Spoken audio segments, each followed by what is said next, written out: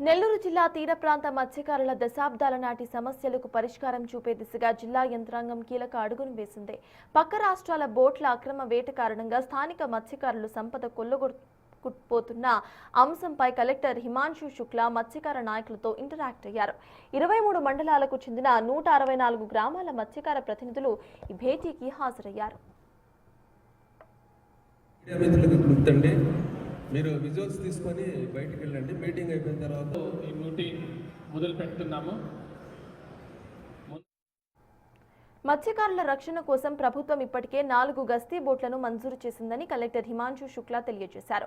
650 HP engine సామర్థ్యం కలిగిన steel బోట్లతో నిరంతరం పెట్రోలింగ్ నిర్వహించడమే కాకుండా ఇందులో మత్స్యకారులను కూడా భాగస్వామ్యం చేసే అంశంపై చర్చించారు.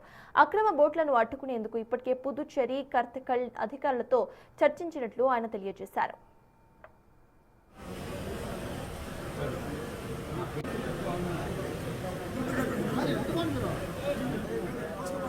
రాబోయే రోజుల్లో ఒక సైడ్ నుంచి ఫిషరీస్ బోట్ ద్వారా పెట్రోలింగ్, రెండు సైడ్ నుంచి మరీన్ పోలీస్ ద్వారా పోలీసింగ్, ఈ రెండు పెట్టి కొంత ఆ బోట్స్ని ఇక్కడే రాకుండా చూడడం జరుగుతుంది. దీంతో పాటు స్టేట్ లెవెల్లో కూడా మా కమిషనర్ ఫిషరీస్ గారు తమిళనాడులో, పాండిచేరిలో ఉన్న కమిషనర్స్ గారితో కూడా నిన్న మీటింగ్ పెట్టడం జరిగింది.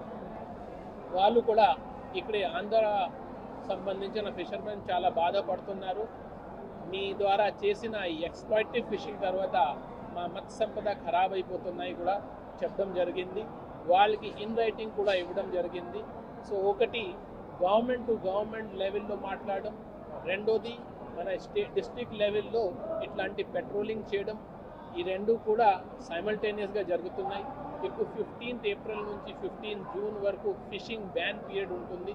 ఈ 2 నెలలు మనం ఇవన్నీ పెట్రోల్ బోట్స్ కొనుగోలు చేయడం, దీనికి సంబంధించిన సామాన్ కొనుగోలు చేయడం, బైనాకులర్స్ కానీ, ఫైర్ ఎక్స్టింగ్విషర్ ఎక్విప్మెంట్ కానీ, లైఫ్ సేవింగ్ ఎక్విప్మెంట్ కానీ ఇవన్నీ కొనుగోలు చేసుకొని వచ్చిన జూన్ నెలలో అన్నీ బాగానే ఉండాలి, కరెక్ట్గా ఉండాలి.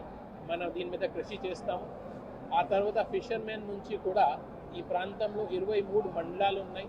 23 మండలాల నుంచి ప్రతి మండల్కి ఒక పాయింట్ ఆఫ్ కాంటాక్ట్ వాళ్ళ ఫిషర్మెన్ నుంచి కూడా మాకు ఇస్తే రాబోయే రోజుల్లో ఏమైనా ఇష్యూ వస్తే గవర్నమెంట్ డైరెక్ట్గా ఫిషర్మెన్తో మాట్లాడతారు.